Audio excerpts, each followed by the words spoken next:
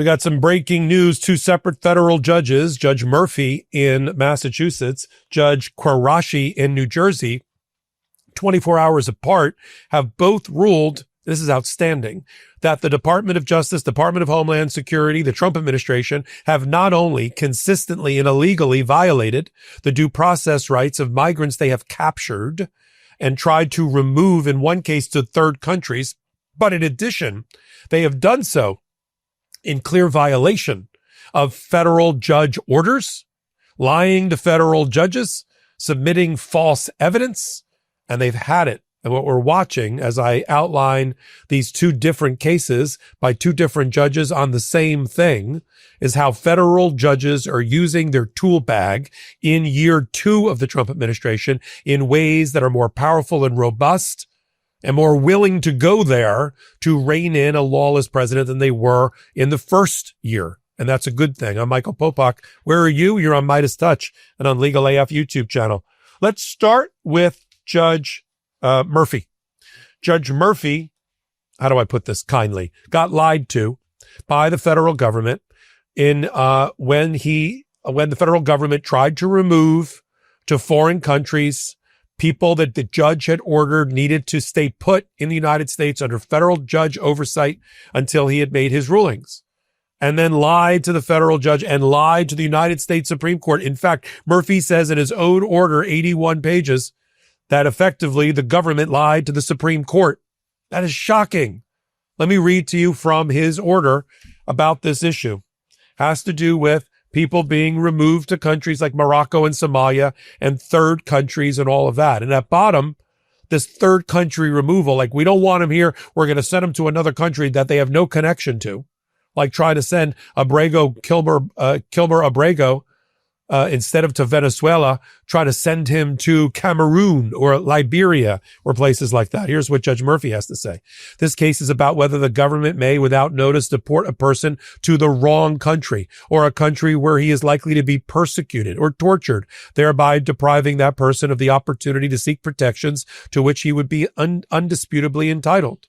The Department of Homeland Security has adopted a policy whereby it may take people and drop them off in parts unknown in so-called third countries. And as long as the department doesn't already know that that somebody's standing there waiting to shoot, that's fine. It's not fine, Judge Murphy says, nor is it legal. Congress made it the policy of the United States not to expel, extradite, or otherwise affect the involuntary return of any person to a country where that person would be in danger of being subjected to torture. It may surprise the reader, Judge Murphy says on page 2 of his order, that in its most candid moments, the government agrees. As recently as March 24th, during the pendency of this very litigation, the Department of Justice told the Supreme Court we would have to give the person notice of the third country and give them the opportunity to raise a reasonable fear of torture or persecution in that third country. This was not a remarkable admission, but rather a well-established, decades-old application of due process principles. But less than a week after that above-quoted comment to the Supreme Court, this is the first of 2 lies to the Supreme Court that Judge Murphy calls out. The Department of Homeland Security changed its position and issued a new policy. And this is the policy in March of 2025 that Judge Murphy has now permanently blocked. This new policy, on page 3, which purports to stand in for protections Congress has mandated, fails to satisfy due process for a raft of reasons. The court goes on to talk about the lies to the court and the lies to the United States Supreme Court. This is on page 9 and 10 of his order. The discovery process led defendants in May of 2025 to acknowledge an error, in quotes, in the previous filing. Defendants admitted hours before the scheduled deposition of the witness, who could allegedly verify the facts included in the prior declaration under oath, that in fact there was no such witness and therefore no reliable basis for the statements.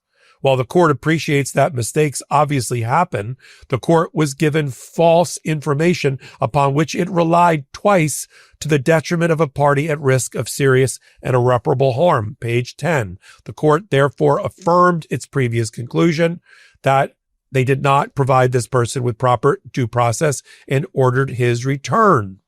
However, he was sent to the South Sudan. a nascent, unstable country to which the United States had recently told its citizens not to travel because of crime, kidnapping, and armed conflict. Yet they're sending migrants there. Then he points out another lie to the United States Supreme Court and or to his court. On the bottom of page 10, he says the U.S. government told the Supreme Court that because of this court's order, his court's order, that the Department of Homeland Security had to slam on the brakes while these aliens were literally mid-flight. I don't think that's how planes work, but slam on the brakes, thus forced to detain the class members at a military base in Djibouti. However, on May 21st, the day after the supposedly interrupted flight, ICE's assistant director for field operations testified differently to this court. Here's what Judge Murphy says, the court, and they ended up in Djibouti because of my order last night? Marcus Charles, no, Your Honor. The plan was to go to Djibouti and then from Djibouti continue on to South Sudan and go from there, sir. That's a lie. That was an actual lie. And they were still in the U.S. airspace when the court's orders came out. He then goes over the myriad of examples of the absurdity of the U.S. government's argument. Listen to this on page 27. Should an Ecuadorian woman have to know her risk of female genital mutilation in Somalia? In other words, well, they didn't object to going to Somalia, and they're from Ecuador. Sure. Do they know about female genital mutilation there? Should a gay man keep himself apprised of buggery laws in the too long and ever-changing list of countries that enforce them? No person could reasonably be expected to make detailed prophylactic claims about every country on earth to which she might have a valid claim against removal. The burden should not be on those individuals. He says, accordingly, the court will issue a declaratory relief and vacate that March guidance as being inconsistent with due process. He did, however, have a little bit of his own fear of the United States Supreme Court and their ever-changing rules as it relates to the Trump administration. And they say, he basically says in the bottom of his order, I believe I should deny the stay. A stay of my order to allow the Trump administration to appeal. But given the rulings of the Supreme Court that are very erratic and inconsistent, I feel I have to give the stay to give the Trump administration time to appeal. For 15 days, he's going to do that. Now, that's Judge Murphy. Legal AF is brought to you by the Freedom from Religion Foundation. The First Amendment isn't ambiguous, and it isn't optional. It's clear. Government may not establish religion, and it may not favor one belief system over another. But across the country, lawmakers and public officials are testing those limits, pushing prayer into public schools, carving out religious exemptions that undermine civil rights, and blurring the line between church and state in ways the Constitution expressly forbids. That's where the Freedom from Religion Foundation comes in. FFRF is a national nonprofit that uses education, advocacy, and the law to hold government accountable when it crosses that line, protecting the rights of believers and non-believers alike.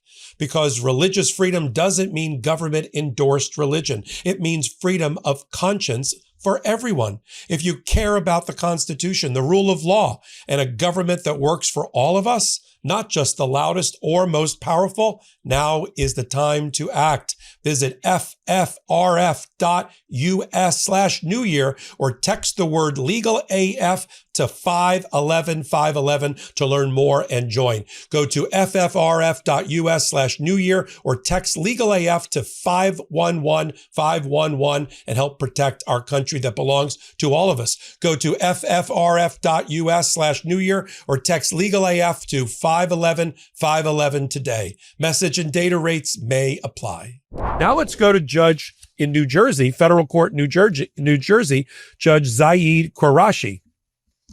Judge Qureshi, in another case involving the capture without due process of a non-criminal 29-year-old from El Salvador who the government released in 2016 and then tried to recapture.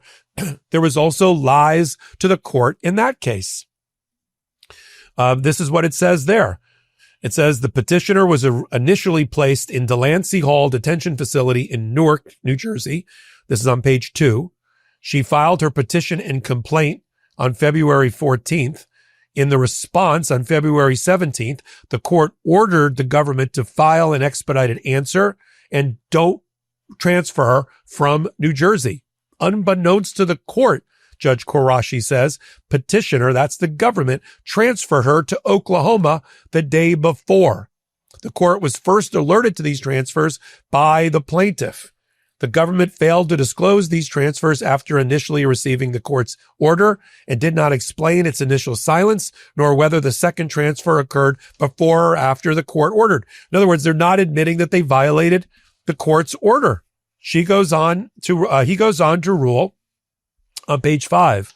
A much broader issue must now be addressed because it separately warrants release of the petitioner. The government's handling of the petitioner's detention is emblematic of its approach to immigrant enforcement in this state. On the merits, its detentions are illegal. The government knows this, the judge says. Its reliance on a certain section of a statute has been roundly rejected. Federal courts have, in near unanimity, similarly rejected respondents' position in 300 cases to date. I think the number is actually 400 cases at this point, a number which climbs with each passing day. The vast majority of these cases deal with a novel interpretation of this statute. The point is, the overwhelming majority of courts in footnote 4 of the order have made it clear that the section may not be applied to those who are subject only to general authority. The court continues. Arguably worse, while the procedures for the government's immigration arrest have had the initial appearance of negligence, they have since slid downward into manifest recklessness. We can't just say it was an accident anymore. It was done intentionally. Efforts by the courts in this district to protect detainees' rights have been frustrated by the government. Earlier this month, the U.S. Attorney's Office conceded in violating 72 orders issued in immigration cases in New Jersey alone. That number is objectively appalling, but at least one judge has indicated that it was underreported. Sadly, the well-deserved credibility once attached to that distinguished office is now a presumption that has been undeniably eroded. The undersigned will not stand idly by and allow this intentional misconduct to go on. It ends today. The U.S. Attorney's Office and the Department of Homeland Security are cautioned that further arrests and detentions under that section that come before the undersigned will likely trigger the issuance of an order to show cause for an in-person hearing to testify under oath. That means she's moving towards contempt, or he's moving towards contempt. And issues an order immediately releasing the detainee. Taken together, you've got two federal judges showing you what a federal judge in a black robe can do and the powers that they have to rein in a lawless Department of Homeland Security and a lawless presidency. I mean, you've got admissions in oversight hearings just in the last day in which Kristi Noem admits to wrongfully arresting 261 DACA recipients, 86 of which have been deported. And that's just in testimony before the Senate Judiciary Committee. We'll continue to follow it all. You're on MeidasTouch and Legal AF. Take a minute, hit the free subscribe button on the Legal AF YouTube channel and help grow our Legal AF Substack as well. Till my next report, this is Michael. Can't get your fill of Legal AF? Me neither. That's why we formed the Legal AF Substack. Every time we mention something in a hot take, whether it's a court filing or a oral argument, come over to the Substack. You'll find the court filing and the oral argument there, including a daily roundup that I do called, wait for it, Morning AF. What else? All the other contributors from Legal AF are there as well. We got some new reporting. We got interviews. We got ad-free versions of the podcast and hot takes. Where? Legal AF on Substack. Come over now to free subscribe.